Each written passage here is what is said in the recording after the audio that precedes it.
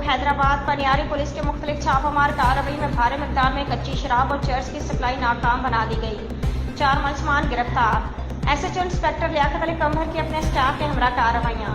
दौरान patrolling Paniyari police ने खुफिया इंफॉर्मेशन पर छापामार कार्रवाइयाँ करते हुए मुख्तलिफ मकामात से कच्ची शराब और चर्स की सप्लाई नाकाम बना दी।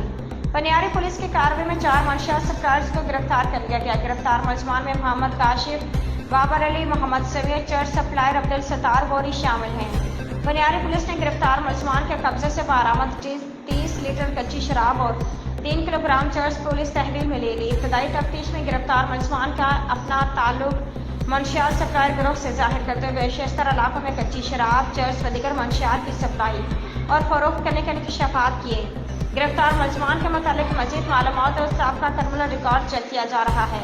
पनियारी पुलिस ने गिरफ्तार मुलजमान के खिलाफ नार्कोटिक्स एक्ट और हदूद ऑर्डिनेंस के तहत मुकदमा दर्ज कर लिए।